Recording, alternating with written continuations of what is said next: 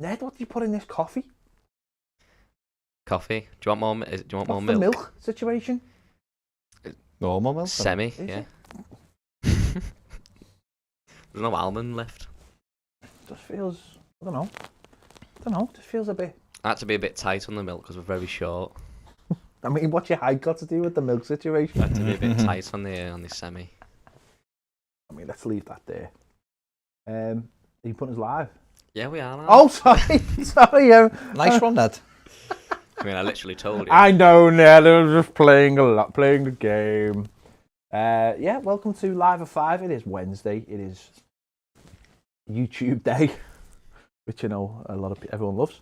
A lot of varying comments. Before we start, the Toffee Picks for this week is up. It's live for the Spurs game. Go and get involved if you wouldn't mind. Your chance to win £250, £500 cash pot. So why wouldn't you? It's free. T's and C's apply. Play responsibly. You must be 18. If you haven't registered yet, go and register. Go and register and play the game. Play the game. We've done our picks. The video for that will be out very, very soon. Ned's just going to edit it now. There you go. What's happening in the comments? In the Are comments. you even in the comments? Gary Ward is in at number 1. What? Big Jan, evening all. Mike Barrett. Oh, hi, YouTube people. Dick L says, I'm off to the pub to sit in a freezing cold garden and drink a pint or two with me mates. Have a good show. Fair play, Dick. Enjoy. I mean, we've talked about this, Dick. I mean, it's fair play. You chose to go and do that and watch the game on Monday. You made the right choice. But as I said to you the other day, if you'd played it smart, you could have been in the pub on Wednesday watching the Everton game versus Tottenham. If you'd used the old loaf. But you didn't. No. But that's fair enough. Maybe it's actually better that you're not watching football. Maybe it's better that you're sitting there, but then they'll probably put the Champions League on and you know what you'll end up watching, don't you? So, fair play. You might enjoy that. Royal Blue says, if the season had played out the way it has under a different manager, do you think the manager would have come in for more criticism than Carlo has? And by the way, I rest the blame on the players and the club's dealing over the years. But they probably, another manager probably would have got more stick than what Carlo Ancelotti's getting, wouldn't he? But then again, he probably deserves that protection by giving what he's achieved in the game, I would say. Yeah, this is going to be his lowest ever finish, isn't it? In a full season. At a full season. And I think it's the slowest, it's the lowest amount of points he's ever achieved from 50 games. So, from that point of view, yeah, you know, that's... But you are allowed to still give him, not stick, but you are allowed to still be critical of him. You're allowed to question him without, you know, going to the full extreme, aren't you? Which is, you know, get rid of him. You're allowed to go, I didn't think that decision was right or whatever, because we're all football fans. We all make that anyway. No one is perfect. No manager ever will be perfect. There's people questioning. There'll be people questioning Pep Guardiola. There'll be people questioning Jurgen Klopp. People have questioned Ole Gunnar Solskjaer all season. I mean, how many make or break games has Ole Gunnar Solskjaer done? He's gonna finish comfortably second, and who knows? He was getting sacked twice when he played us. Yeah. And who knows if he's, you know, he could easily go and win the Europa League, couldn't he? Still, yeah. Could go and win that. They're winning in the first leg, so play the second leg tomorrow against Granada. So, you know. No one's everyone, Mourinho at Spurs, you know, what are their expectations? I think the only person that I imagine, I think Brendan Rodgers would probably be the only manager. I think there was a satisfaction thing, wasn't it? And I think actually Carlo was top of the league. I think 95% of Everton fans who were surveyed said they were happy with him. But I imagine Brendan Rodgers would be up there as well. And probably David Moyes, I'd imagine, at West Ham. Obviously, what the job he's doing. He's doing a fantastic job for West Ham. So and what West Ham have been with the fact that they've already got rid of him once before and tried to bring someone in to replace him.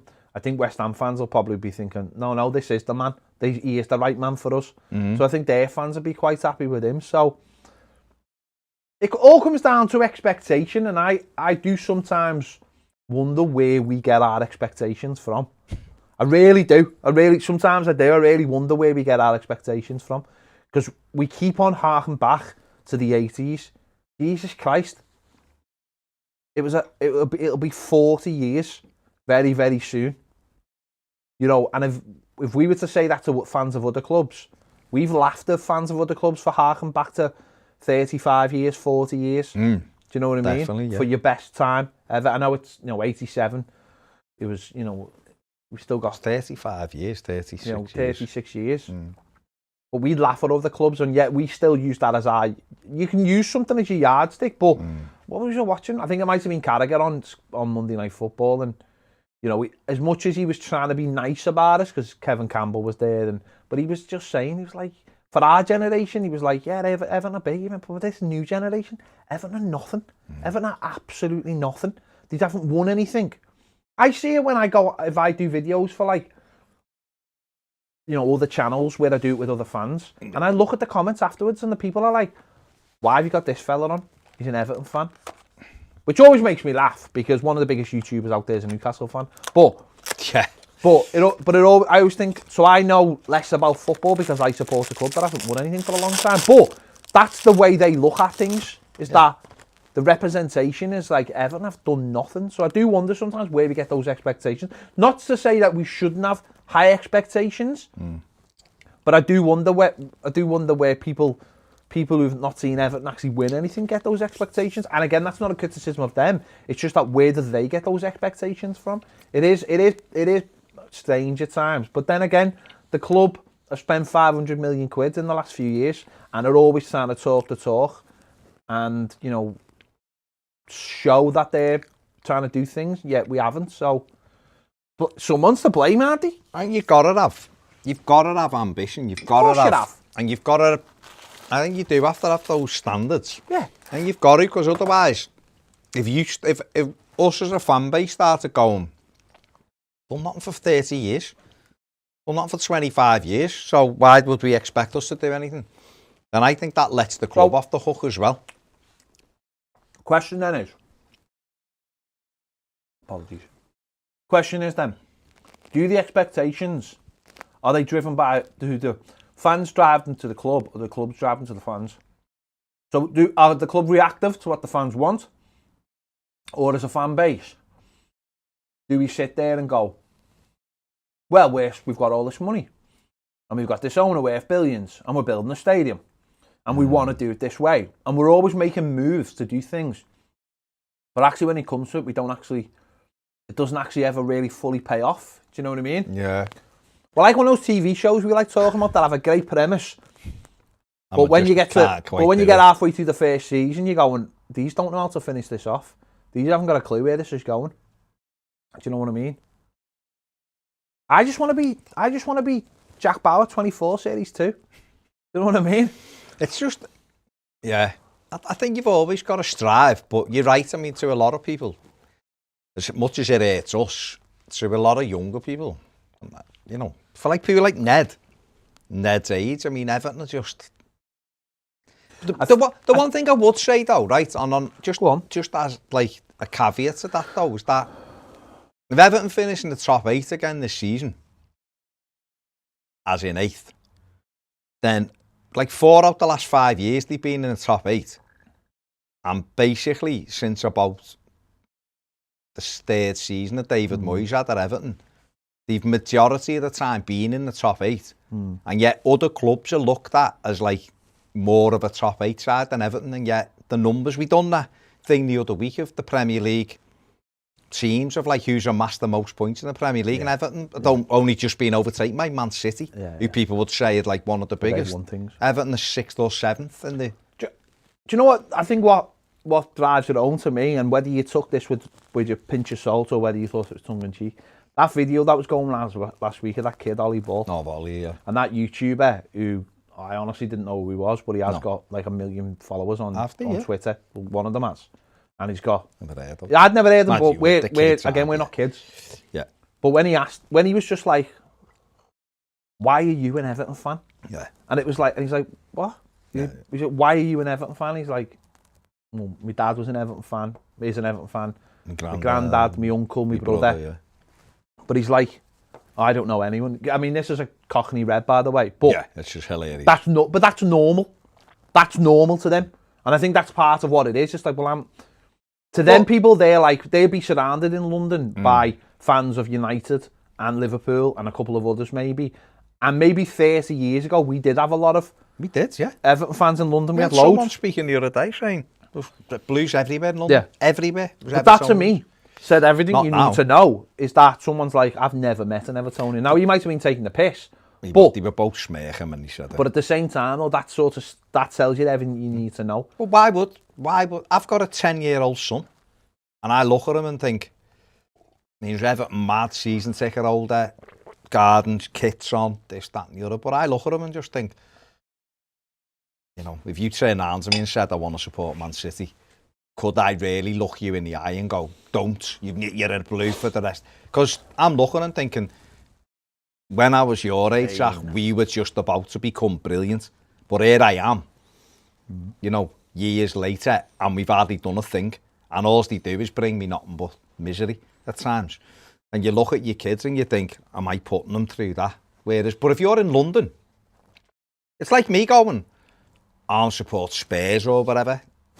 I don't know why you would when you're not from that area, but millions of people do, which is fine. I'm not telling you you shouldn't, but... So if I started supporting Spurs around here, the chances are there probably wouldn't be another Spurs fan around here, would there? You know what I mean? So people not from this city will look and go, why do you support Everton? If you're not a Scouser, why do you support Everton? Yeah. And it is through your family. I mean, some people, there's Scousers in this city, your Reds and Blues in the same family. Your dad for us, the PIV, things like that. In the family, I've got Reds who are married in. You say my dad? Your dad come from a family of Reds. Your dad's a Blue nose, I'm saying, but he chose to be a Blue and he's got brothers or whatever who were Reds, hasn't he? Or family members who were Reds. The PIV's the same. So the families are like divided, but to make that choice, it's difficult because you're right, Everton have got, where has the expectation come from? I know where mine is, I know where my standards are, but how can we continue to say to kids, how can I say to Zach, well, we should be winning, and he'd be like, Dad, I'm going to miss season ticket over 4 years, we've been crap. But like you just said there, though, how do you say to kids, come and support us and not support Liverpool? It's easy for kids in London to go, I'm a Man City fan. Flip-flop, yeah. I'm a City fan because they win everything, or I'm a Liverpool fan because they won the Champions League, or It's like fans in other countries. We look and go, Barcelona and Real Madrid, but why? There'll be Real Sociedad fans going, why do you like Barcelona? Yeah. Or why? Do you know what I mean? Unless you're successful, that's life, isn't it? Eugene says Bernard 10 million exits. I'll be amazed if Everton got 10 million. I mean, there'd be 4 million. What he said to us before that he'd do if he got 10 million. I mean, I certainly couldn't put it on a video. No, I couldn't put it on a video. No. Sophie says, lads, did you see Paul Joyce saying Max Aarons is the #1 target? I think we know, don't we? Yeah, we've seen it. We know what why did you put out that piece of information? I don't know. See, I'd still, I mean, we've done a video that'll be out on YouTube maybe tomorrow. Andy, I've done a video with Andy about right backs. Aarons is one of them, but there's others on there. There's one on there who I'd have over Aarons who's cheaper and more productive.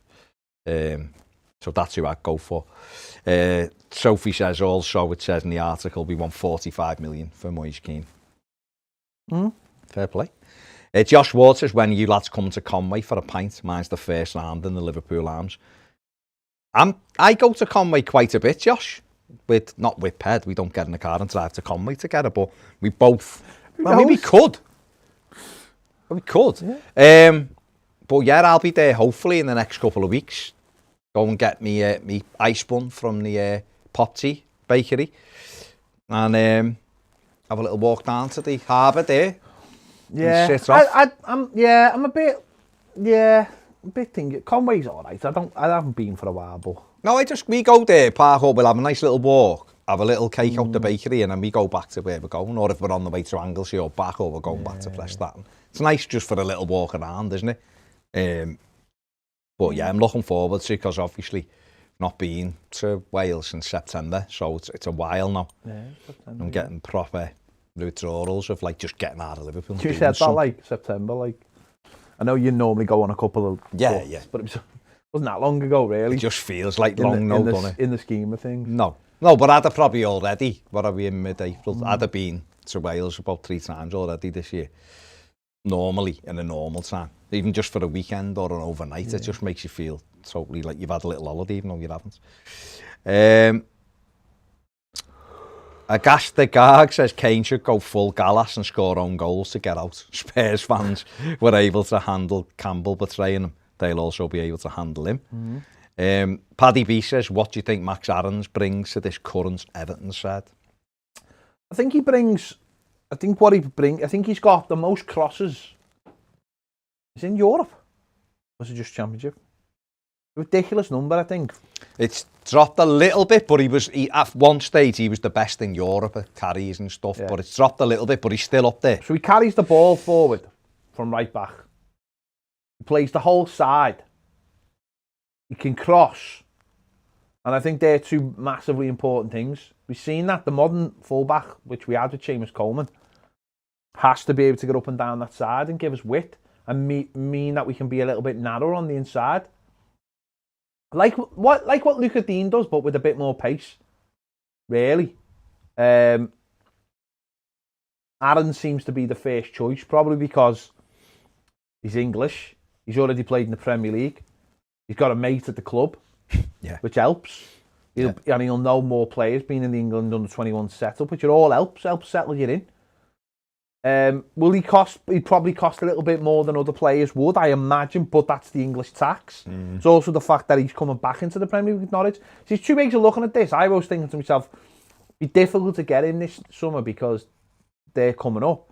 But Norwich are a selling club. It's what they do. They turn players over. And they might look at it and think, well, if we have him for another year, well, it's another year of his contract, basically, isn't it? He's not going to sign a new one. So it's going to be the last year. It's going to be another year of his contract, and actually, the money we get from Max Aarons could keep us in the Premier League, because if we use it and don't Norwich, not us. I was going to say what? Like selling Max Aarons, Yeah. Norwich could say, well, there's 30 million that we can take to buy players, and then we don't have to worry about the Premier League money. Whereas last time they come up, they didn't really buy anyone. I think they spent like £2.5 million. They went down. And the money has really helped them. And they've come back up and they're playing amazing football by all accounts. They've bought well. But if they could use, like, say, 30 million and buy, like, 3 or 4 players, which they probably would, reinvest that money, that could keep them up. And if they could do what Sheffield United did last year, rather than go down first season, then that would be massive for them. And I think, they might be in a better position now to get that footing. And one player... We've seen it with Ben Godfrey. They obviously sold Ben Godfrey, got a good price for him. And look how he's turned out. So I'm sure there's better players out there, but sometimes you've got to might have to pay that little bit more for the convenience of someone who's already played in the Premier League, and he's going to settle quick. Yeah, I think he's a quality player, like. But again, it's just the money, isn't it? The money is the thing of 30 million for him. There's others that are cheaper. Yeah, I appreciate that, yeah. But those other players, so you want the kid from Wolfsburg, don't you? Yeah, Bacher. Yeah. But if we... Bacher. Where are we going to be on the list? I don't know, but what you've got to think of is if you're looking at...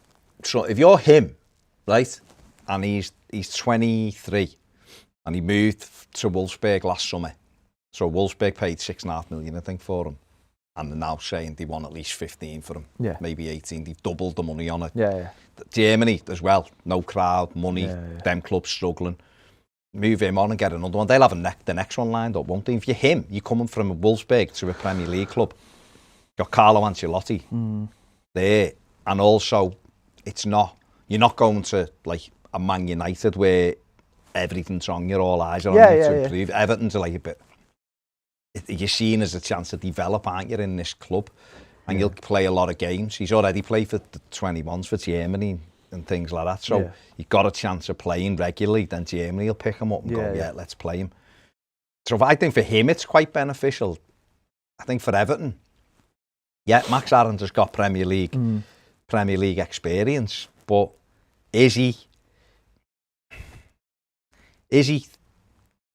12, 13 million pound better off than Baku? And his wages, Baku's probably on about, I don't know, 15 grand a week maybe at Wolfsburg, if that. Would Everton not be paying that extra though for a ready-made Premier League player? Is that why? And we look like we've manoeuvred ourselves, haven't we, into the top spot for getting this lad on. You know, for that very reason, we've put ourselves in a position where we want to be ready on day one to have him, and basically be saying to him, "You're our number one. You're the player we want. You're our big summer transfer to move this team on."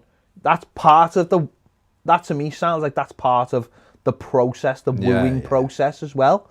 And listen, think about it is though, what I would say is that 30 million is the price we're earning right now. Yeah. What prices were we earning for Alan this time last year? 65 million quid. Yeah, we got quoted, didn't we? So I'm not saying we'll get it down by much, but who's to say that we mightn't restructure it over 5 years? Yeah, well, that's how it will be. And it becomes easier for FFP and all the rest of it. That's how it'd have to be, wouldn't it? It'd be too... Everton wouldn't pay 30 million. Everton haven't got 30 million pounds to spend at the moment because of the way the P&L is and FFP, and or maybe not FFP, but the P&L. So Everton are going to have to spend, they're going to have to sell anyway. And that's how it'll be, and we'd have to do the same. Yeah, it's a tough one because he is a very good player. Wormy Spoon says, "Hi everyone. Hello Ped and Baz, how's everyone doing?" Mitchell says Yves Bissouma is still attainable. I know he's off property, but Everton could still pull it off. Don't know, I think they'd want 35 million for him as well. And I just don't see us spending that much money on all of these players. Hugh says, "Did you watch Bayern PSG? Garner was brilliant." He is good, isn't he? He's only what we kind of knew, isn't he? He knew he was very good. Basic Trigonometry said, "Get the likes up. It's free. Takes a second." He's not wrong, no, is he? Sol wants to know if Everton could terminate Anthony Gordon's loan. Criminal, he's not starting for Preston. Probably would have got more game time if he'd started. If he stayed, rather. By the way, how boss is Garner? I don't think he's got any game time with us. That's why he's on loan. Yeah. I don't know. I don't think he would have. He might have got the odd 10 and 15 minutes here and there. He's gone to Preston. He's played a few games for them. He hasn't played loads. He's played a few games for them. He's played in a man's league rather than the 23s league, or a tougher physical league, because the 23s isn't. We watch it all the time. It's non-contact basically. I was listening to Neil Critchley and his assistant manager, who were both at Liverpool, Blackpool. Yeah. Talking about Ellis Sims at the weekend, saying he's doing really well. Doesn't do enough off the ball, which is what we've said. When he's not scoring, what's he doing? So they're really working on that aspect of him. And he said he's really found it. He said he's a great lad, he works hard, but he's found it's like you've got to not let your mind wander in these games when you're not on the ball. And he's saying he's found it tough because he's up against fellas who are big, strong centre-backs who've seen it all, and they're knocking him off the ball, going into him, and they're having to work on that aspect with him. And he was saying he could have chose to stay at Everton and be down the first team. He said, but he's learned so much by being here, by being in a match day squad. Yeah. He's been in and out the team. Sometimes they haven't played him, he's been sub. Or that he had to wait a few games to start. Now he's in every weekend that he scored. He didn't score midweek, he drew 0-0 last night, didn't he? But he scored at the weekend. Good goal at Lincoln. And so he's got a good education from it. For Anthony Gordon, okay, he's not playing, but he's training with injuries though as well. He's had injuries as well. And he's training with a different set of lads with different skill set than what he's been at Everton. He's hearing a different voice, which I always think's good. I think that... Same with Brantwaite. But I think that's the problem though. I think the under-23 setup is showing...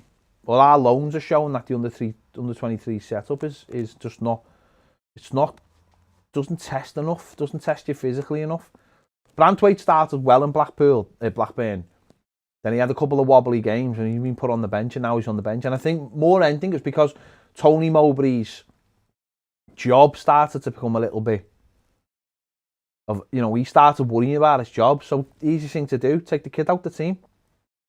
At the end of the day, Blackburn, Reading for Lewis Gibson, Preston for Andy Gordon, they've got to look after themselves. They're not.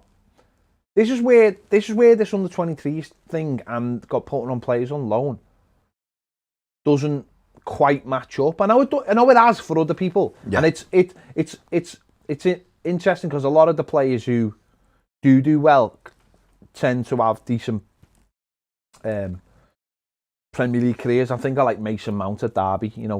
Clearly he was destined for doing well when he got to Chelsea, and he has.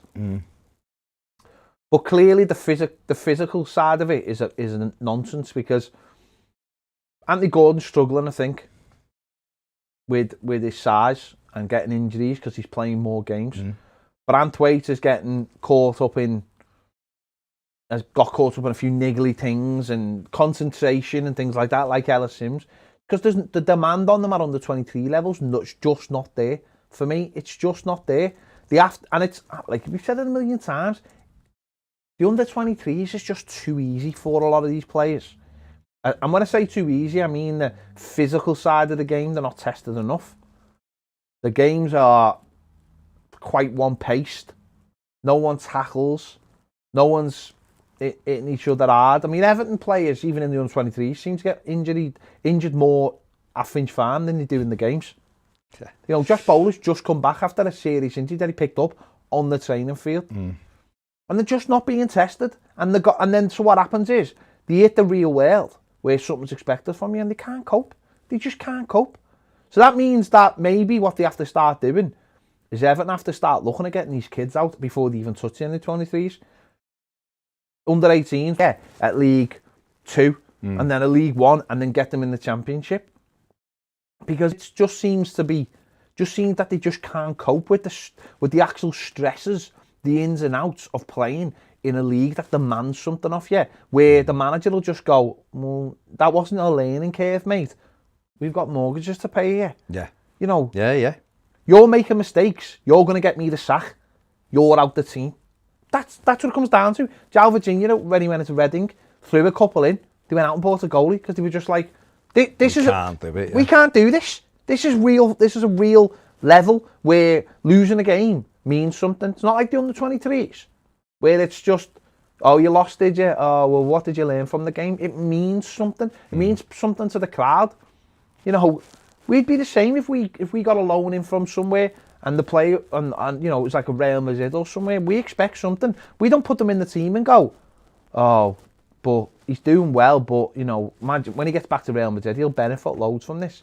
We expect something from them, so why shouldn't these teams expect something? And the players are just not living up to it, and that means as they're going through the ranks, they're just not being pushed hard enough. The education's just not good enough, as far as I'm concerned. A lot of it comes from that. When it's reserves back in our day, and you're playing against men, and those men were playing to get back in the 13 for their clubs, it meant something. It absolutely meant something. You're playing alongside a fella who's trying to get himself back in the first team of Everton's first team, and you're doing something wrong. That fella's going to turn around to you and go, hey, I'm trying to get myself back in so I can get my win bonus here or my performance. And it's an example for those players as well. So watch. Mike says, Baz, in your opinion, how many players in our squad are top 7 and above? For me, Dean, Godfrey, James, Richie and Dom.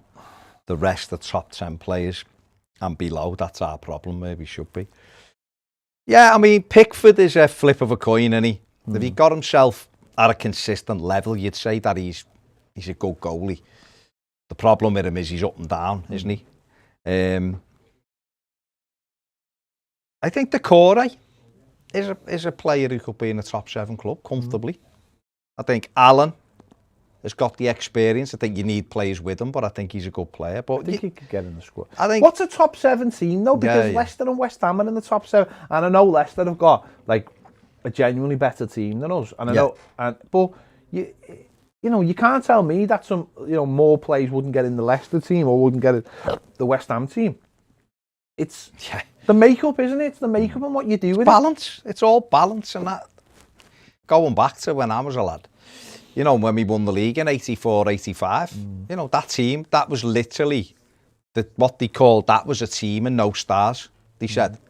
That's what they call that first 11. Obviously won other stuff, and then people started saying, oh yeah, he's brilliant. Yeah. But at that time, it was like, oh, these are the team and no stars. They're a good team, but they're some brilliant players, but that's how people view it. So again, I've said this before, I don't really look into things when people go, we're 5 years behind them and we're 7 years behind. It's nonsense, all that. It's about getting a balance right in your squad.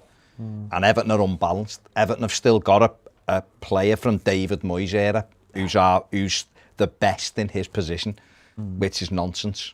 David Moyes left, I think, in 8 years, nearly 8 years ago. And he'd already had Seamus Coleman for a few years. Yeah. Seamus Coleman theoretically shouldn't be a first name on that, or the first choice right back, should he? We've got players from 5 different managers, and that's the problem, isn't it? And you're right, you know, some of them players aren't probably good enough. And I think it was it Jamie Carragher or something? One of them was talking and saying it's okay having, or Michael Ball as well, saying some of these players are okay for 2 games, coming in, playing a couple of games, but they're out the team for a reason, because they're not consistent. So the minute they come into the team for a few games, you drop because they're not good enough. That's why they're not in your team. Yeah, exactly. And listen, I've given Carlo Ancelotti, I've questioned him. Some of his decision making hasn't been great, but he's also having to he's still, on Monday, was back to basically the team that was here before he came in. All bar James and bar Godfrey. No Alan, no Decore. You know, we had another goalie in, Olsen. Okay, it's the club's, but Olsen. But everyone else is there from, you know, Smarko Silva's players and some of Ronald Koeman's players and Allardyce, you know, not Allardyce, but Koeman. And so, if Carlo Ancelotti brought 8 or 9 in and we were this grim, then I would be saying, what's going on here? Because not only have you overseen these players coming into our first team, there's no improvement in football. And that's got to be the thing Everton addressed this summer. Evertonian Luke says, Justin, Miller and Carter listening to you two on a Wednesday isn't too bad. Up the Toffees. Nice. Sol says, I'm from London, was the only blue in my secondary school. Yeah, you will be, mate. You will be. Tried for a while, 2518 says, for me as a non-scout, Tim Howard made me a blue. Ed Bailey says, I'm a Manc Toffee. No, but that's great. What we're saying is, how do you become a blue in those areas? Not saying people shouldn't support teams from the city, because I want Evertonians far and wide as we can get them. I'm just saying, what we're saying is, if you're a lad 15 to 25, why would you support it? We want you to support Everton, and I can tell you all the reasons why you should. But really, without me in your ear, going, you should for that. Why would you? Everton do nothing. Don't win anything. They don't get in Champions League. We haven't had 2 consecutive years of Europe for ages. So, you know, why would you? I'd take up panpipes. Bad me and Evertonian if I didn't live in Liverpool. Well, it is, isn't it? It's that kind of thing where you go, really, what's the point? I'd take up now. Fair enough. Jake Thompson says, all right, boys, hope you well. Big Jan says, how can it be called financial fair play when it won't let you invest in decent squads to progress? It's stifling and it's unfair. It is unfair. It's nonsense. That's how they're getting rid of it. Whole thing's rubbish. Yeah, but what about the Premier League? They'll get rid of it, though, Baz. They'll have to. Because it's the same thing as the deadline day stuff. All that happen is financial fair play will go. And the Premier League teams will turn around to the Premier League and say, you are cutting our nuts off. Yeah. They'll go, not Barcelona, because they're in trouble. Yeah. They'll go, Bayern Munich, Paris Saint-Germain, whoever else, Real Madrid, once they're being about rebuilt. Yeah. They can buy whoever they want, because guess what? There's no financial fair play, but guess who else can buy? RB Leipzig now can buy. Because Mr. Red Bull is putting his hands in his pocket and he's letting them buy.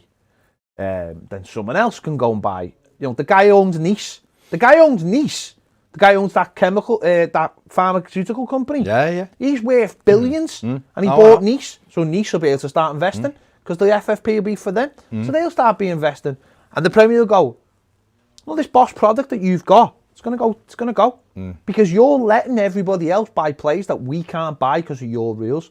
And they will have to get rid of it. The same way the Premier League came around, even though I don't like it, and said to them, the transfer window's going to have to be extended to 2 weeks because we're shutting our doors on this day and Europe's staying open for another 2 weeks. Even though no one buys anyone. I mean, that was proved because the Premier League money is the money that helps. This is stopping us from doing that. This is stopping our product being amazing. And that's all that'll happen. All the top 6 teams will start leaning on the Premier League and that'll go. Yeah. They don't mind at the moment because it affects everybody.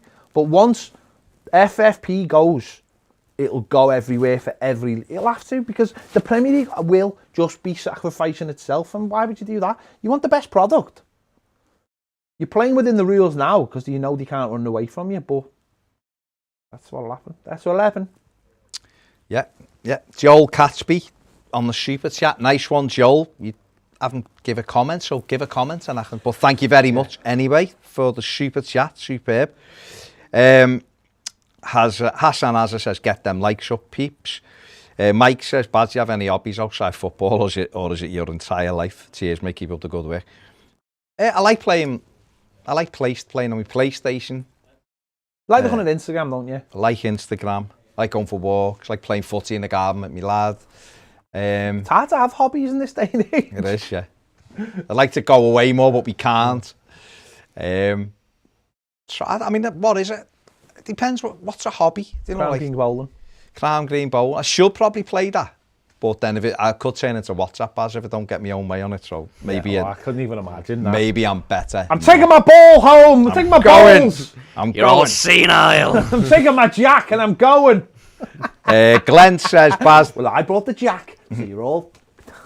Baz, do not teach your kids to go with Man City. I didn't say I'd teaching him. I was saying if he said he wanted to. Yeah. How can you honestly look at someone and go, you're in for a life full of rubbish? Why I haven't in terms kids. Of football. That's why I haven't. I won't even put any Everton. Dog's not bothered, is it? I won't even put any Everton stuff on my dog. No, I won't. No, I'm just like you. He's a dog. He doesn't want that. Exactly. He doesn't need that in his life. Don't bring the fella down. He's in that in his life. So Joel, put a comment in so I can read it out for you. Conrad says, do you think if Holgate stays in this midfield position, he could save us from buying a player in that position? No, he's not got enough legs. We need players who can get round the pitch. I'm not saying Holgate's not a good player and advocated him before to play in that position, but that's not what we need. Players who can get round. Go and watch videos of Gabana, by the way, on YouTube, and watch what he does. Yeah. Why we bought him. Yeah. He picks up the ball and his first instinct is to run 10 yards into the space ahead of him. That's his first. His first instinct isn't take a touch, pass it. It's get into the space 10 yards ahead of you. Yeah.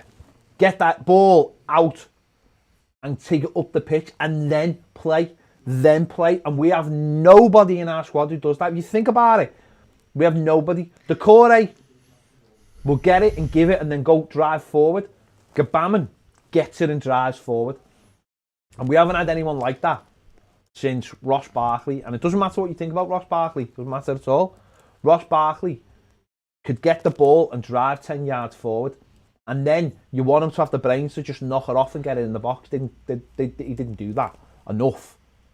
But that's the kind of player we need now. Someone who can just get it and go. And if you look at Holgate, he's not going to do that either, is he? Tom Davis obviously doesn't do that. Andre Gomez, once a few years ago, when he played for Valencia, that's what his number one thing was. That was his biggest thing. He got it and he ran with it. And he popped it off and he kept on going. Now he just goes like Travolta. And then someone nicks the ball off him. Gylfi Sigurdsson stuck inside his COVID ring. He doesn't go anywhere. So we have very, very static midfielders, and I don't think Holgate changes that. I really don't. So I don't know whether, I can't sit here and go, Gabaman's going to be amazing next season. Because even if he gets himself fit from this injury, it's not about whether he's injured or not. It's about, can he get back to the level he was when we bought him? It's a pity because he'd have been superb for us at the estate. Yeah. let's not forget who he was brought in to replace as well. But he wasn't the same as him either, though. No, he was like an amalgamation. It's why we bought him and Delph in. Delph was the player who could do all the clean-up, like Garner, but Gabama was something a little bit different. And the way, and to be honest, I always thought Garner had that in him. He just. Well, ironically, towards the end, he did do that. He played further forward and was really good. I always thought James McCarthy had that in him. But again, it was that Garner was a number 10 at first. Yeah. And then he dropped back in. Garner's brilliant. But that's exactly what we need. We need someone who gets the ball and their first thought is not pass it, run forward. Into the space. We don't do it. Other clubs, that's why some clubs look better than us with inferior players, because their midfield players actually just do that. They do what a midfielder's supposed to do. Royal Blue says, when do you think we'll see the beginning of all PL matches being available in pay-per-view, like £5 a game? Instead never. We'll never see that. Okay. That'll never happen. Okay. What'll happen is... It should be £5 a month for all. AJ, do that tomorrow. What'll happen is, the Premier League at some point when they start using their brains, which I don't understand why they haven't already done it, is they will do the streaming app model that Netflix and Disney Plus and all the other big companies around the world are starting to latch on to. And they will put all the Premier League games in one app, and they'll sell you that app for £15 a month. And you'll get every game on it, and you'll get all the Premier League TV stuff. Got that now. You'll get all the Premier League news. You'll get all the little side shows and all that kind of gear. And it doesn't matter. It doesn't matter what game's on. The game will be available for you to watch, because every game will kick off at a different time, like it is now. This is the future. What we're seeing now is the future of the game. Well, we said this, didn't we, that this is what they wanted. What we're seeing now... It's annoying. Yeah, what we're seeing now is the future of every game. There's no point having two games kicking off at the same time, because they clash. You have to pick one. If I was a sponsor for the Premier League, which, that's the other thing that'll happen as well, by the way. The Premier League will have centralised sponsors, more of them. Yeah. So every game, mark my words, every game will be like the Champions League. Every game will have the 6-8 sponsors. It'll happen. At some point it'll happen. And so if you want those sponsors, why would you want your game kicking off at the same time as another game, when you could have, over the weekend, 10 individual things? And by doing that as well, you get kickoffs that satisfy kickoff time demands of different countries around the world as well. You'll have satisfying America, and you'll have satisfying Japan, Tokyo, wherever. And that's what'll happen. And it'll all go on one app. And at first, it'll probably start in one country. And then when they want to get the rights back, Simon Jordan did this, didn't he? And he sat down and worked out the maths. And the maths was like, if you have one app and you sell it to the same amount of people around the world, you'll get 3 times the money or something, basically. Yeah. He worked out. I'm sure the Premier League could sell it for £10 a month for all the games, like Netflix, and it'd make $1 billion a season instead of 200 million a season. And as a consumer, you'd prefer it, because if people all have Sky now, because for major reason will be the football. So if you were to go, well, you don't need that, and people might go, you know what then? All I want is Netflix, Disney Plus, and the Premier League. And that's all I want. That's it. That's all I need to get me through the month. Yeah. I've got all me. If I'm in the UK, I've got all me normal channels. Don't have to worry about that. I've got Freeview, and I've got those 3 apps, and that's it. And I'm satisfied as a consumer, and that's all will happen, because the way the world's moving is all about choice. It's all about choice. Glenn said, Ped, remember Billy being in Moneyball? The system didn't work with the wrong players. He could trade during the season. Carlo can't do that. How many windows I agree, mate. does he need? He needs 2 or 3 windows, doesn't he? He needs 7 players that play week in and week out. That's what he needs, doesn't he? Yeah.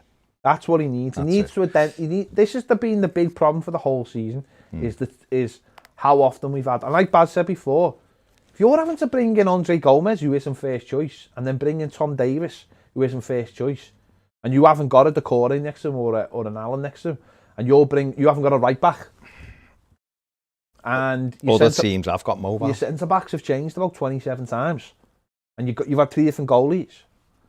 Yeah, it's not hard to see why it's not hard, and you haven't got a winger. It's not hard to see, really. No.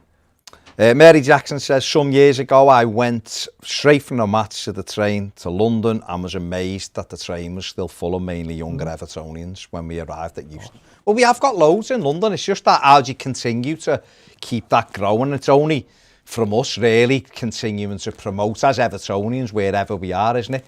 I don't agree with and win things. I don't believe it. I'm sorry, Miss Jackson. I'm for real. You're supposed to go woo.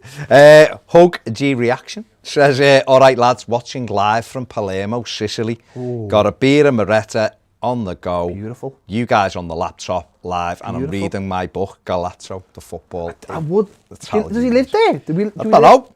Do you live there? Would he have to? Because he couldn't go on holiday. Yeah, he must live there.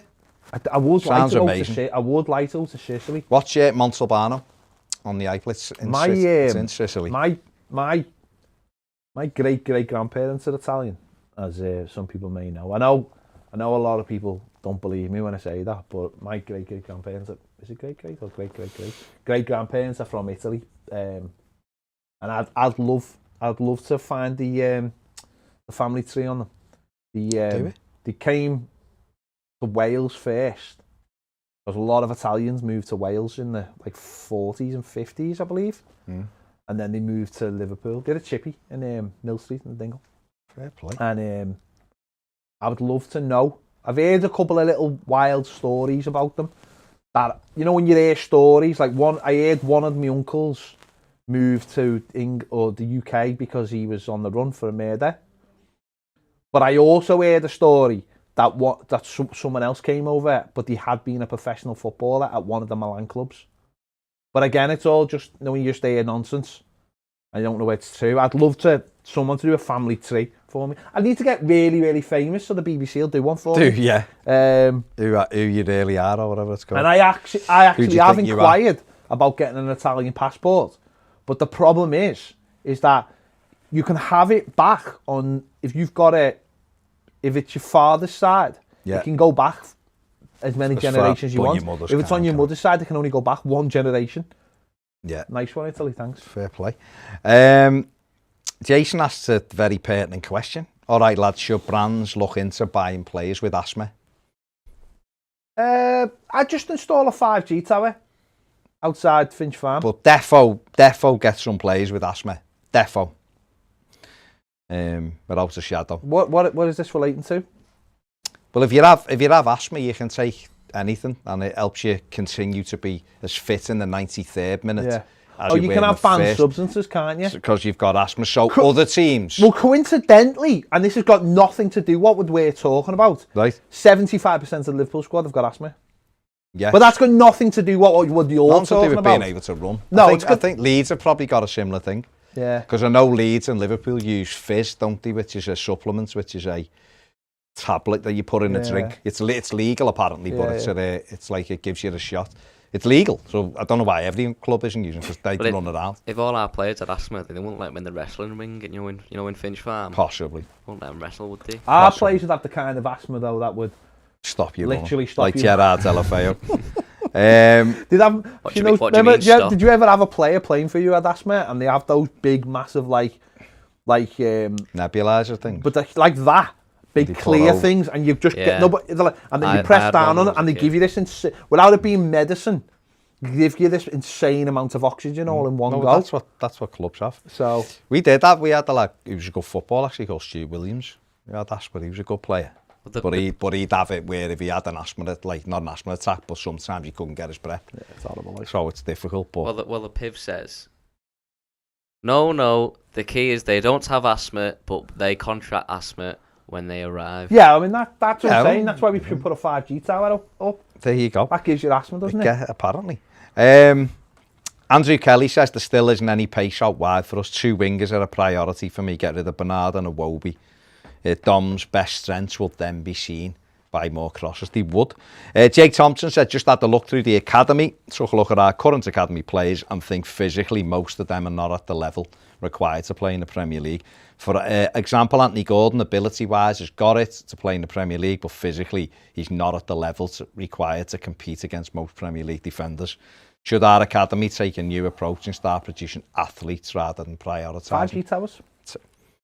Yes, they should, Jake. The only way, isn't it? Benjamin says make or break Friday, lads. It is, isn't it? Yeah. Definitely. Mike's doing his toffee picks after team news this week. Brilliant. Fair play. If you haven't subscribed, please do so. Heading towards that 50k. Thank you very much. Give the video a like. Play Toffee Picks as well. It's free. You could win. Chance of winning some money. £500 we give away every Premier League game, every Everton game. RCO2 says, watch Basuma a bit this season and it'd be great for us. Bossed our whole midfield the other day and did the same against United and Spurs earlier in the season. The key, though, is to get the Basumas first. Yeah, not before Brighton. That's got to be the model, is get the Basumas before. Now, we've just lost out, apparently, to another kid that's gone to Brighton, hasn't he? The one we were linked to it from. Oh, Casido. Yeah. But the key is we've got to start taking chances on those players. We've got to start getting in there, giving them a year within the squad where there's there's no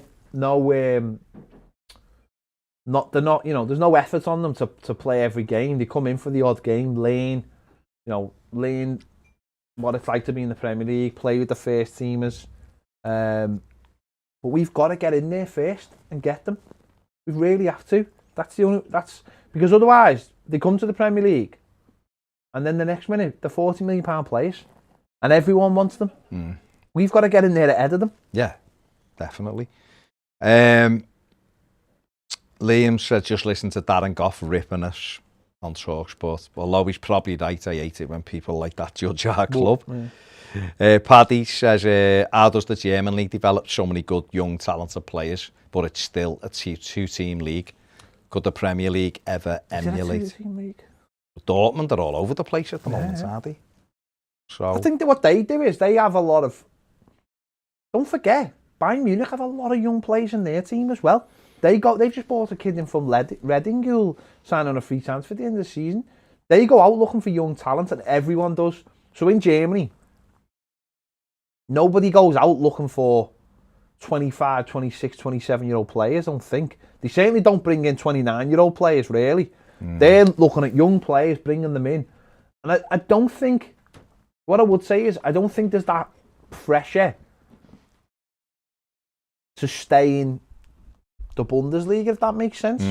Schalke are going to go down this season. Yeah. But I don't think the financial drop-off for them will kill them. So they'll look to come back within a season. Yeah. And then they'll have bedded a lot of young players in next season. I hope that Paris Saint-Germain last night Paris Saint-Germain and Bayern both had a top-class player from Schalke playing, Draxler and Sane. Both Schalke at the same time. Yeah. That shows you the way their model is. Bayern Munich was full of young players that have come through Bayern Munich or other teams' academies. Even Dortmund have got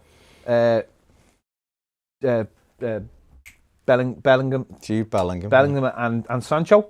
So they've gone and brought young players in, and they're top clubs, and they're not afraid to do it. But it's almost like this thing in Germany. It's like, we don't buy players for 40 million.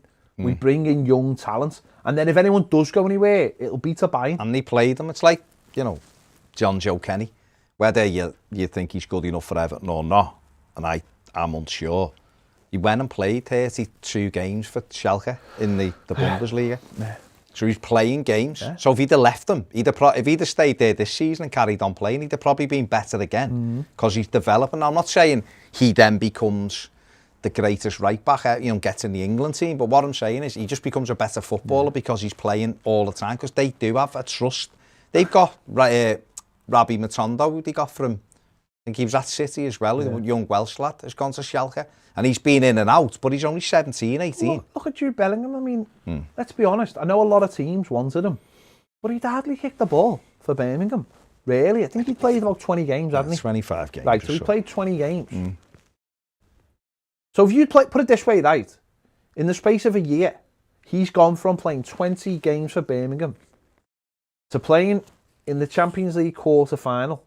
He'll play tonight against Manchester City and is in the England squad. Yeah. So, do you think that would have happened if he'd United. If he'd signed for any English team? No. And this is we've got this thing. Even if he'd have come, Everton spoke to Jude Bellingham, so did a few others. If Everton would have had Jude Bellingham, he wouldn't be in Everton's first team. No. He might get in now because we've got injuries. But we've got this thing in this country, and I don't know whether it happens in other countries, but we've definitely got this thing in this country where it's like we condition ourselves as fans or as football clubs or teams, managers, that players when they're 16 and 17, oh no, couple more years, 18, no, couple more years. And if I was a footballer, I was 16, so we obviously had the thing with Thierry Small. But I was 16, I was looking at my career and thinking, right, my career starts now at 16, and it'll probably finish in my early 30s, right? That's not very long. I want to get going now. I want to play football, right? Because that's what footballers do. They play football. That's why I would be, I don't know if I would have when I was 16, but thinking about it now, I probably would be, if I thought I was good enough, I probably would be knocking on the door saying, what is the plan for me? Because I don't want to be playing in the under-23s. Do you understand why Rooney left Everton? Completely. No, I'm just asking you. Completely. Because he wanted to get on with his career. And win stuff. Wayne Rooney got to 18, knew Everton weren't going anywhere, and thought, right, well, I could stay here for another 3 years, but are Everton going to go anywhere in 3 years? No. So what could that... And these want me. And these want me, and I know there was other stuff involved. But if I was a young kid anyway, now I'd probably be thinking the same. Certainly if I had no affiliation to that club, I'd be thinking to myself, why am I wasting my time at this club when I could be playing for someone and my career kickstart? Jude Bellingham, okay, Birmingham's slightly different. He'll probably go... I've heard people say, respected people in football say, he's the missing piece in England's team. Now, I don't know whether that's true or not, right? But to hear people say that, and he played for Birmingham last year, put it this way, you're right, it wouldn't have happened if he'd gone to Manchester United. It wouldn't have happened if he'd gone to Manchester City. It wouldn't have happened if he'd gone to anywhere in the Premier League. No. Because the pressure is just too high now. It's staying in the Premier League and there's nothing else. Because if you, and we've spoken about this loads of times, if you fall out the Premier League, your club becomes susceptible to financial meltdown. Whereas in Germany, I don't think that's there. Everybody has the same pathway. Yeah. And I'm not surprised that these kids are looking to get out. So you're looking at it from an Everton point of view. Why aren't we trying to grab these kids then if they're at these clubs? His brothers live out to leave Birmingham. Yeah. Because he doesn't want to stay there. He's only 16. Why would you want to stay there? Ginello says, Baz, did you get to watch Carl Larin while he was at Orlando? I haven't seen much of him. We're getting excited for our national team here in Canada, slowly getting better. Yeah, Kyle Laren's good, scored again for Besiktas at the weekend. He'll be 26 now, I think. Good, loads of power. He's still a little bit raw in terms of his touch and that, but he's got pace and he's a big lad. I don't think he'd be... I don't know. I mean, he would do his job for Everton. But I think he has done well. He started to really improve now, Besiktas. He's been there a few seasons. I'd take the kid that's... but no, you'd like DK. No, I'd just take him because of his age. He's only 20, isn't he? Can mould a player like that. Yeah. YPG Fire Game says Haaland or Ronaldo. Well, now it's Haaland, isn't it? Because Ronaldo's coming to the end of his career, isn't he? Even though Ronaldo's been brilliant, and if Haaland does what Ronaldo's done in his career, he'll have done well. But you'd have to take Haaland now. Leslie Wainwright says Haaland to be the first £1 million a week player. Now I saw that. That's how much they want for him. My big massive dinghy. So Ned, I thought Ned would look up. Says, Baz, who's your favourite Serie A striker back in the day? Because of the football Italia years and your favourite kits. Mine's Batistuta. Yeah, Batistuta was unbelievable. There was loads of them around that time. Batistuta, Zola, Asprilla. There was loads who were brilliant over there, wasn't it? It was an amazing. Christian Vieri with that left foot. Ronaldo. Shevchenko. We're waiting for someone to say Ronaldo then. Vialli. They were just brilliant. Beppe Signore with the left foot, the free kick. One-step penalties. Oh, brilliant. He was brilliant. Kazaragi. Oh, Peter Luigi. Yeah. It was Everyone, great because Toffee. they had... When Totti won the league. Totti was unbelievable. When he won the league, he was what, 23? I had, About 22, 23 he was. And he won the league with Roma. He was captain. It was his hometown team. Oh, it was amazing. Absolutely amazing. I had Milito on an Inter shirt. There you go, When I was a kid, Milito. Yeah, good player. It was lower. Brilliant, absolutely. Different era, though. That was a different era. We're talking top draw. Gabriel Batistuta. Mid-90s. First game on Channel 4. Baggio. 3-3. Roberto Baggio. Amazing. 3-3, remember Was it? it Sampdoria? Sampdoria versus Lazio, but Yeah. Lazio obviously didn't. Gaza had just signed, but obviously he was injured for a year. I mean, you talk about, if you want to talk about transfers and injuries, Lazio signed Gaza before he'd finished the cup season, final, the cup final, done his knee. So for a whole year he was out injured in his first year. If you want to talk about, and this was this was when the injuries could finish your career as well. Yeah, it wasn't like that. 3-3 it finished. That was the first game on Channel 4. It was great. I loved That was brilliant. I just loved it. And Loved it. Dingy presenting the programme. James Richardson. presenting. Kenneth Wolfstone, yeah. Mad. Steve P says, why is it other teams make these signings like Basuma, Rafinha, Suchek, all for less than 20 million, but we just seem to buy predictable players? I don't know. I don't know. Paul says, even in Baz and Ped, you think if Dom and Alan are back Friday, we'll push on for the Europa League, because I think Champions League is gone. Well, they'll make us stronger, won't they? If them two are in the team Friday, which we'd expect they would be, we'll push on. But it's a big game, isn't it? It's a big game, and Everton have got to try to win it. John Barton said, Kevin Ratcliffe said he learned more from playing next to Roger Kenyon in the reserves than he did from any coach. Yeah. He's absolutely right, isn't he? When you've got two kids playing next to each other in the under-23s, does one laying off the other one? I don't think so. Well, maybe if one of them's 27 and the same as Mathew Pennington. No, they don't lay. Whereas we'd go and watch the reserve games. I'd go and watch them all the time. I was a kid. You got to go to Goodison again. You might have been there on the Saturday. You get to go again, and you're watching good players playing. You know, I remember like Duncan Ferguson's come back from prison. You know, again, and the Piper bringing him out and all that kind of thing, and 9,000 there was there, I think it was, wasn't he? And Duncan's playing, and there's other players playing, and you know, they're all getting, you know, I don't know what we did with football, why we decided it wasn't, why we made it sterile. But why did we, like, I remember when Seamus come back from his injury, he played a reserve game under 23s to test himself, and he went in for a couple of tackles, and you got to see it. I wonder why in football we changed that. Why we didn't give John Philippe Gbamin 60 minutes. Been out for 18 months. And I know, listen, don't get me wrong. I know they know a million times more than me about health and the doctors and football.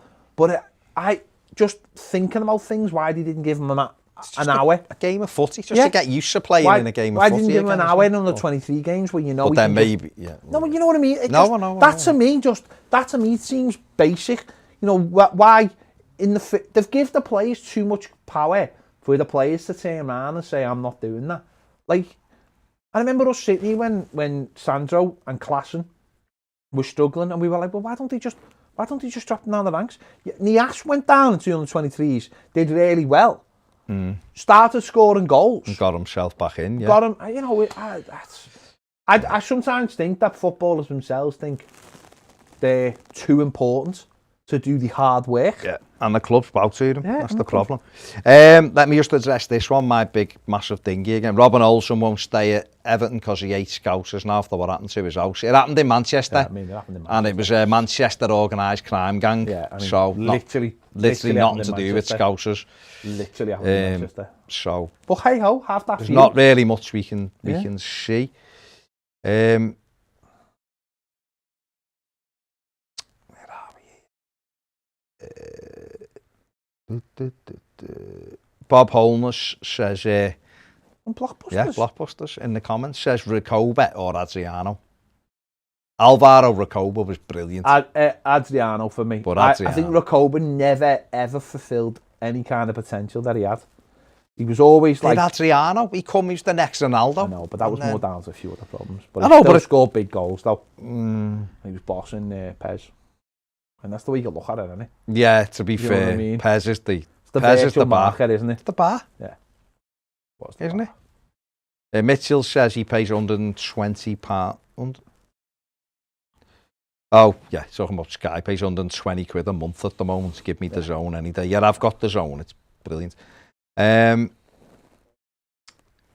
says he lives in America and £10 a month for all the games and it's on an app. Yeah. It's the way to do it, isn't it? That is the way to do it. Joel Catchby with a super chat, but no comment. But nice one, Joel. Fantastic. He did just say, don't reckon Michael Keane is up to it. There you go. Okay, well, that's his opinion. That's fine, isn't it? Fine. Over here says Alfie says Paul Joyce confirming Everton won Aaron's and Norwich won 30 million. The Big Jan says the lowest finish for Carlo for a whole season, but without a pre-season. Is it really a whole season? Keith says, all right, lads, seen the Piv talk about possible incoming has already got me calm and looking forward to it. Not out of Europe yet. We have Friday and Spurs. Need to stay on track. Gareth Hughes says, first pint draft in a while tomorrow, my birthday. Mrs. Birthday, same as mine. So off out to the pub at last. Gonna feel strange eating a meal in a big coat, hat and gloves. Fair play. At least you're out though, aren't you? David Stevens says, I have seen some Blues saying they'd rather finish 8th and 7th and end up in a new Conference League. I think it's mad. European footy is better than none at all. Yeah. 100%. It's a day out with your mates. It's just better anyway for the club and everything. Better for the club. Roberto Daughter Andrade says, I've just watched some highlights of Baku. He looks so composed, skillful and unpredictable. He likes to go either way, forward with the ball. Love the fact he can score with his left foot, put in a decent cross and seems to be able to time a perfect tackle. Great video. Thanks, lads. No worries. Trivia music questions. Do it tomorrow, guys. Chris says, did you see the Sky Sports vid with Campbell and Carragher? They made a lot of good points, to be fair. We've spent way less than others at the top of the table. Also, in terms of win percentage, Carlo is our most successful manager in the Premier League. Yeah, but it's as the we have spent a lot less than the teams above us. It's a smaller sample size. Yeah, he's got more games to go, but that's it. Well, hopefully we'll stay. Hopefully he'll stay. Well, he'll get higher. Chris says also, I feel like we're on the right track. Look at how much of a difference one transfer window made with Carlo in charge. If we have another one like that, hopefully he can push on even further. Klopp's Liverpool took a couple of years to get where it did. And I think only 2 of his starting 11 were from the team he inherited. And also, it is being a ridiculous year as well. You've got to factor in the other sides of it, which are no fans in the ground, all the COVID regs. There's been a lot of factors to the last year. It's not normal. It's not a normal life. And I think I take a lot of it with a pinch of salt. I really do. Yeah. Don't have too much salt, though. Not too much salt. I mean, that's just bad for you. It'll make you really thirsty as well. It's not good. So hopefully next season we get back to some kind of normality. Yeah, definitely. Tom T-Logic says, all right, lads, what's the thoughts on Everton's major issues starting when we sold 4 main players in Stones, Lukaku, Deulofeu and Barkley in the space of 2 summer windows? Understand recruitment was woeful as they spent 260 million in those 2 windows on players, but don't think many talk about losing those 4. No, I agree with you, Tom. I think the club got it completely wrong in hindsight. But it's not, the problem with that is that it's not like they didn't sell them all in one go. It was staggered, and it almost felt like it was the end of one era and the start of another era, which was Koeman's era. The problem is Koeman then made an absolute mess with Steve Walsh of the recruitment. So you are right, that was like the end of Martinez's term, wasn't it, really? They were the Martinez players that got Martinez the success in the first season. And you're right, they all left for different different reasons. I mean, Delafay was pushed out the club, which is obvious, and Ross in the same way was pushed out the club. John Stones was always likely to go. You could always feel he was destined, and the same with Lukaku. But it's more about what we did rather than selling those players. The recruitment was awful, and it's the thing that still holds us back. We were doing a video yesterday. Was it the Tuesday topic with me and Piff, wasn't it? Yeah. Patron. Yeah. And what we were saying was one of the major problems we've got now is we're trying to get rid of so much dross, or we have been for the last 3 years, that we can't. We've still got dross that we can't sell because we can't bring the players in fast enough.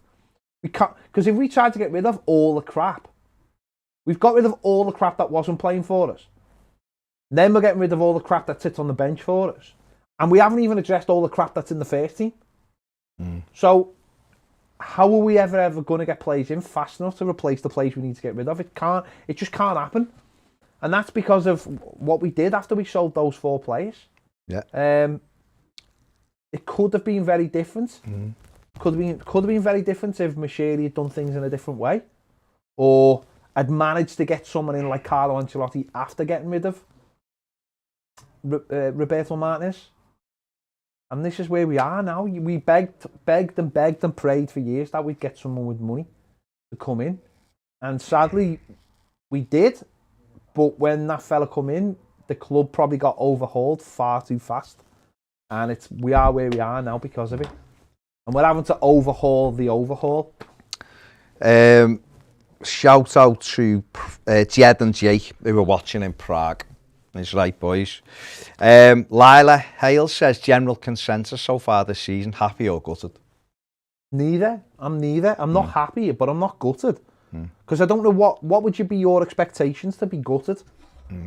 If you'd said maybe just because we've fallen away a little bit, but have we fallen away a bit though? Have we genuinely fallen? No, I think isn't this where we've been all season? Yeah, but a couple of times we've been in the box seat, I'd say, to get ourselves positioned well. We beat Liverpool. Are we not in a? No, but think we beat Liverpool, Southampton, and West Brom, and we were 4th, weren't we, when we beat West Brom? What happened? We had Burnley, Palace, and Brighton. What happened in the last game we won? West Brom. Yeah. Late goal. What happened? What do you mean? We won. We lost our best player. Oh, yeah. We lost our most. Don't forget. Yeah. The last game we won, we lost our most consistent player of the season. Yeah. In that was the last game we won, and therefore that man, Decore, who people have given stick, and that man has been the plaster over our midfield for the entire season. When Alan went out injured, when Gomez lost the form early on, when Gylfi started coming in, when Tom started coming, who was the consistent in that midfield? Yeah, Decore, and we lost the legs, which is massive. We lost the legs. Yeah. So that's where the drop-offs come from. But I think we've been in this position for most of the season. And we've done the match preview. It'll be out in a bit. It's out on Patreon. If we can just find one more decent run to the end of the season, because our season has been like that, hasn't it? Yeah. Absolute up and down. If we can find one more run, we'll get Europe. But it's if we can find that run. But if we could just keep ourselves in there, and who's to say, let's say Decore did come back for like the last 3 games or 4 games, right? If we could just get a couple of wins in the next, if we could get a couple of wins in the next 2 games, that'd be amazing, because that would get us up and keep the people from the door as well. Yeah. But I think we are where we are. Yeah, okay. Stuart Bradley says, evening fellas, listening in from another lockdown in Qatar. I'm disappointed after a bright start. We slipped into mediocrity, not just the results, but the performances. Performances haven't been good, Stuart Bradley, let's be honest, but there is reasons as well. I'm not excusing it, far from it, but there is reasons why we're a bit disjointed as well, though. We can't think, can we? Did the performances not start slipping into mediocrity in November? Probably, yeah. But it seems even worse now. But I think it will, because we're not winning. I think when you win, if Iwobi scores that chance the other night, our final word's a bit different. We'd have been sat there going, we won't play very well, but we've got a clean sheet away, we've won, we're back in. It's because you're not winning. When you're not winning, you then go, hang on, we're playing rubbish as well. Not only are we not winning the games, were actually playing rubbish as well. If our 2 strikers had their shooting boots on against Crystal Palace, It'd be we win that game 4-0. Yeah. And we'd be have 4 points from 6, wouldn't we, if Brighton had gone the way it did. I actually thought we played well against Crystal Palace. We did play well against Palace, we just weren't very good against Brighton. Harold says Daryl DK is a bulldozer with speed, skill and power. Lila says, makes me laugh all the talk of players' names getting mentioned. Wasn't long ago, everyone was mentioning Josh King is the new best thing for us. Andy, the Piv says Il Divino Codino. Okay. Why wouldn't you? Why wouldn't you? And O Fenomeno. What's gone there? Del Piero and Baggio for Andrew Kelly. Will P says, do you think Rafael Lau will be a good move for us? Talented striker, good bench warmer. Also, would you let Mina go for Koulibaly? Hopefully Aarons can come across the line. Rafael Lau is a cracking player, but he's not very prolific, but he's still young, but he's good because he can play anywhere across the 3. But they'd won about 40 million for him. Is he still at Milan? Yeah. He's the one we probably should have got instead of Moise Keane. It was between the two when we went for Moise Keane. He's older, isn't he? Rafael Lau. 21, 22 maybe. Like he's a bit older than Keane. But Andy says agents don't want foreign players playing in the reserves. Yeah. Lewis G says Ala Madrid. Fair enough. Tom Logic also says on right backs then if the budget is around the 100 million mark, which I'm not sure it's that high, would fans be happy spending 30 million of that on a right back? I'd go more 15 million, just needs a good consistent player. Don't need much in this league now to improve. Like other teams have shown with Tete, Castagne, Justin, Kufal. The list goes on. Derek Hulton says, hi guys, hello Gary, sorry it's been an age since taking part, but I have been able to keep up later each evening. Now fully vaccinated, I'm raring to go. What do you guys think about these low supporters figures for the League Cup final? Wembley holds 90,000 and each team are getting 2,000. Should it be 10,000 at least? They've got to start somewhere, Dexy, haven't they? Yeah. That's the way I'd say it. Gareth says it's we have the people into the place, it's in and out safely, isn't it? Going to Goodison and seeing how many people there were working on the night to get people into the ground and get all the details off them and make sure you need a hell of a lot of people. Yeah. And they've all got to be like healthy and not. And don't forget as well. This is the other thing you got to remember is Degs is imagine. If all those people come from Manchester down to Wembley and they're stopping at service stations and then they're mixing with people and someone's got a variant and all that kind of thing, and then suddenly what happens is you're crisscrossing all those people with other people and they're all going all around the country. You've got to limit that as much as you possibly can for the time being. So I'll be honest, I'd have no one at any cup finals till the end of the season. I wouldn't be asked. I don't think it should make a difference.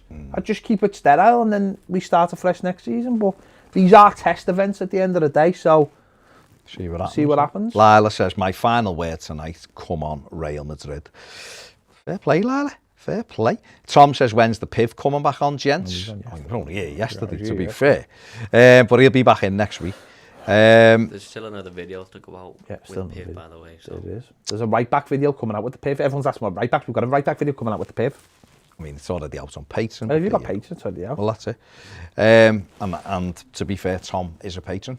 There you go. I was asking, so he just really likes the Piv, which is good. Which is good because he will be back in next week. Listen, get us above. We're on. We need if you're watching and you haven't subbed, just press the sub button. It takes a sec. I mean, I'm amazed another 3 people haven't pressed like, so it's over 100. But listen, that's your choice. You know, you've got to look at yourself in the mirror. Choice. You've got to look at yourself in the mirror. Stuart says, does Moise Keane? Yes. Does Moise Keane's transfer fee go up the further PSG go in the Champions League? Not unless he has. It strengthens both hands, though, doesn't it? Because if they're in the semi-final now, aren't they? And if City win, they play City. But even if City were to beat them, say, they still got to the Champions League semi-final, and Moise Keane was part. I scored in the new camp, didn't he? And you know, they'll have more money from getting further as well and all of that. So he's been part of a successful team Lille have gone top in League 1 at the moment, haven't they? So there's work to be done to win that. But the more successful they are, and he's contributing, then the better Everton's position is. Yeah, to say, well, he's done really well, hasn't he? Davik says we need 2 right-backs, in my opinion. Kyle John and Zelich. Celik, you mean? Celik scored at the weekend for Lille. He's good. Kyle John, I don't know. Kyle John will go out on loan. He's been offered another contract. Coleman will be the 2. I don't know whether he's good enough or not, but he's 20 and he's not been given a go when we've had no right back. So I don't know. We'll see. Anthony Young says, "Hi fellas, aren't we supposed to be getting a certain player from Brighton, or is it just talk?" I'm guessing he means Lamptey. No. We're not getting Lamptey, I don't think. They want 35 million for him, and he's only played half a season for them this year. He's too small. He's a wing back, really. Yeah. Isn't he, as well? Seems a little bit injured, though. Well, he's a wing back, isn't he? He's out for them. He hasn't played since December. He's out for the season. So our fans would love that. And he's a wing back as well, really. He's not really a right back. I don't see Everton playing wing backs regularly when Carlo Ancelotti's got the players he wants. So, and for 35 million, I wouldn't be going near him. Ridley Baku is, in my opinion, miles better. You'll be fuming if we don't sign him, won't you? No, because we didn't sign Sangari, and he was the open goal, Sangari. £8 million. He was an absolute open goal.